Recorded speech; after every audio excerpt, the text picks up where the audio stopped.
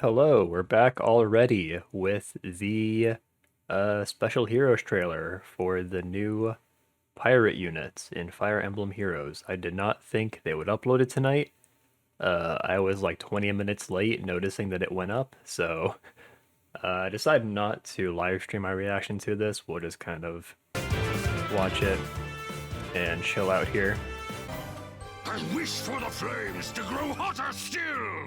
Yeah, Surtur's voice is not credited, and like it's very conspicuous. I'm curious why they don't just don't list the voice at all then. I don't know. I'll take it all! But it does look like Surtur has a unique C-slot skill. We'll look at that later. Nesala. Sure, a pirate festival may be a delight for the senses, but is it in good taste? I'll put the volume down just a little bit for you. That's a lot. Ploy looks like a new inheritable C-slot skill. Where's the treasure? Yeah, we've already seen these characters in case that wasn't clear. I guess we'll just be looking at the skills tonight. Vika is here. Laguz and Bayork, all smiling together. This is a sight I'm happy to have seen. Yeah, Nesala and Vika are actually our first Tellius units at all this year, I'm pretty sure. Last year we got a whole bunch of Tellius, and this year they gave us a break. Don't value your life? That would explain how I was able to save so many orbs. And finally, we have the duo. Playing pirates. Fun, isn't it? Careful now. Yeah, that's a lot. It looks like Hinoka has effective damage on armors. And Kanto, because everybody has to have Kanto now.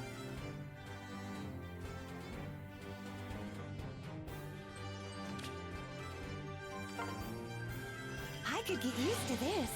Really? And it looks like their duo skill inflicts gravity, and also it gives them an extra movement. Debonair. So there you go. And we already knew that, what's his face, Lithis, is the Tempest Trials unit. Yeah, still a really cool banner.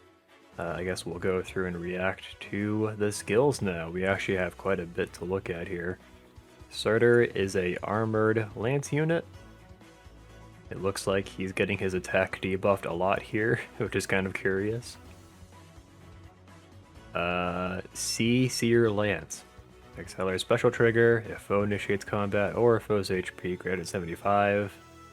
Inflicts attack defense -6. And also, if foe can make a follow-up attack, reduces damage from foe's first attack during combat by 75%. So, a little bit like Courtly Candle, except even better, because Courtly Candle does 50%, while this does 75%. It looks like he's just going to have 1,000,000 defense and res. And it looks like Crafty Fighter, that... Okay, so Crafty Fighter is not the one that negates penalties, at least. I'm thinking of Slick Fighter. Crafty Fighter is the one that gives guaranteed follow-up attack and guard. So, still pretty good. Obviously, defense res ideal is new and shiny. If I didn't already have ARD defense res on my summer wrist, then I would consider this. I might still do it. Just the idea of foddering Pirate Surtur to summer wrist is I just like the idea of doing that personally. Surtur's Portent. Not sure what a portent is. At start of turn, if unit is within 4 spaces of a foe, inflicts -5 on all stats on closest foes through their next actions, and grants +5 to all stats to unit for 1 turn. I find it interesting that they included speed in this. Like, Surtur's gonna have like negative speed almost certainly, so just the fact that they're bothering to buff it here is just interesting to me. But yeah, it's basically just a really strong menace skill. It's the same range, but it does all stats. Very strong. He does have to compete with Vector, however, so yeah. Yeah, during the Fade channel reaction, I didn't really take note of the Fire Shark that Surtur has. It's pretty cool, I guess. People were also saying that now that we have like a Surtur alt, we could get Hell for like a Halloween alt. I think that'd be really cool. I'm in favor. Hell has been like weirdly amusing in a couple of the Fae like manga pages that they upload every so often. Alright, Naysala, someone I'm very interested in pulling for. Accelerate special trigger, that's already really good for Gale Force. If unit is not adjacent to an ally, inflicts speed defense -6 on foe, and neutralizes effects that prevent units' follow-up attacks during combat. Yeah, that's really good. That's really, really good. If unit is not adjacent to an ally, and unit initiates combat while transformed, unit can make a follow-up attack before foe can counterattack. That's brutal. Kind of like Tabar in last year, he's going to be really good for activating Gale Force. He's going to have a 4 cooldown on his Gale Force. He's going to be able to just attack twice, and if he has Heavy Blade or Flashing Blade, I guess he could only have Heavy Blade, but yeah, if he has Heavy Blade, then he'll activate his Gale Force. So, yeah, really strong. He's got SD Near Trace, which I guess is not new, but here it is. Kanto is always good. I was gonna say, people might want to give him Dive Bomb instead, but he literally doesn't need it, so... And finally, Stall Ploy. Okay, so this is interesting. It's a little obscured by the thing here, but at start of turn, inflict stall on foes in cardinal directions with HP less than unit's HP. And stall, if unit can move 1 extra space, converts that effect into restricts movement to 1 space. That is interesting. Huh. So it sounds like, I'm just kind of thinking about it, because at first you think it literally just applies to like Legendary Sigurd, but it gives you, if I'm reading it correctly, it kind of protects you from units that get danced by Legendary Azura, because if they have this stall status on them, then they get that status, granted to them. The extra movement status, I mean, then I think this would be in effect, and they would get gravitied, essentially. So, I hope that's how it works, because if it doesn't work on units that Azura is dancing, then like literally it's for Legendary Sigurd and the occasional Dimitri you run into in Arena or AR that runs Tempest skills.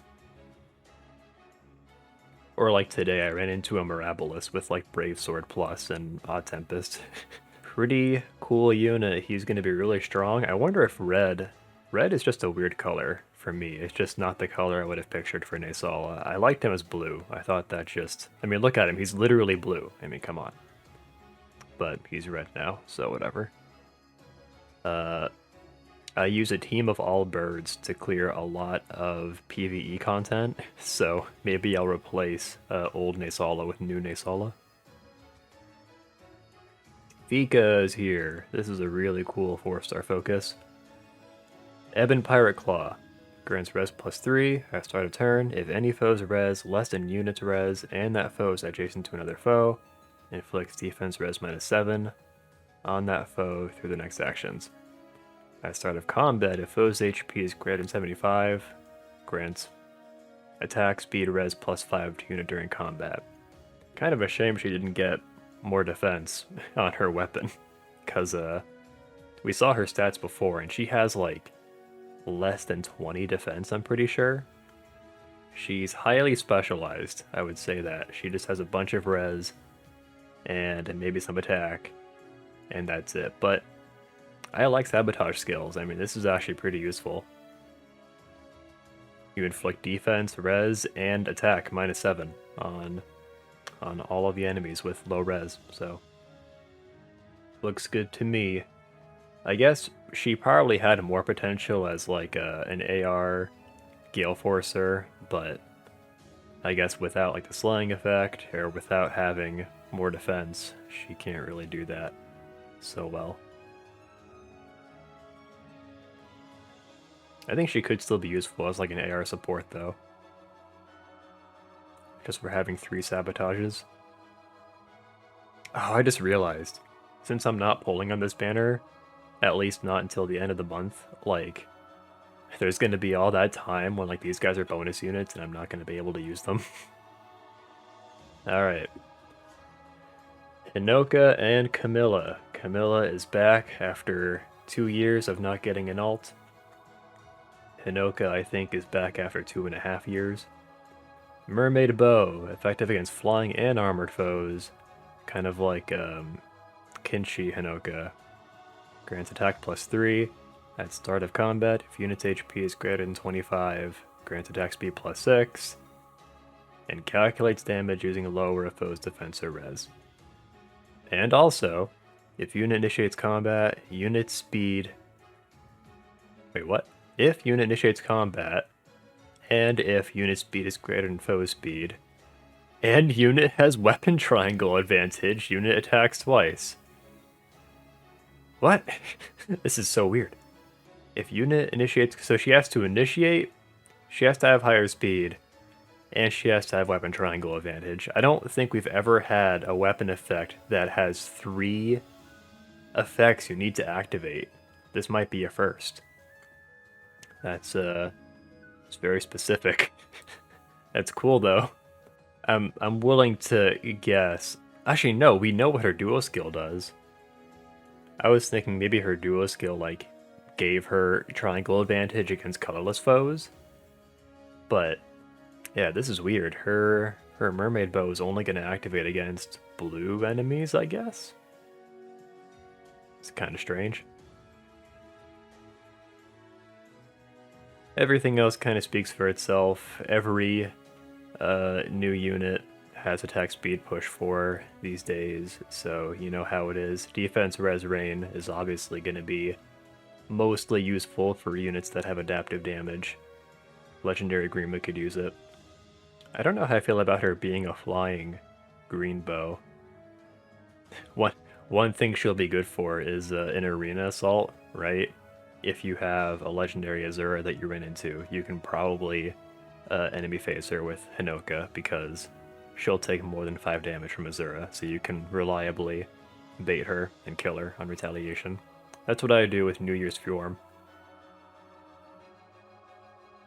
Duo skill grants attack speed +6 to unit and flying allies within 3 rows and 3 columns.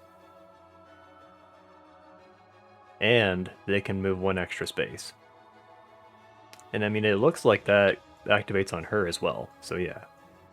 Inflicts gravity on bow, dagger, tome, and staff foes within 3 rows and 3 columns centered on unit if they are also infantry, armored, or cavalry foes, okay? Oh, okay, I kind of misread this at first. So I was thinking the range was like a box, you know, like a 3x3 box, but no, it's actually way more...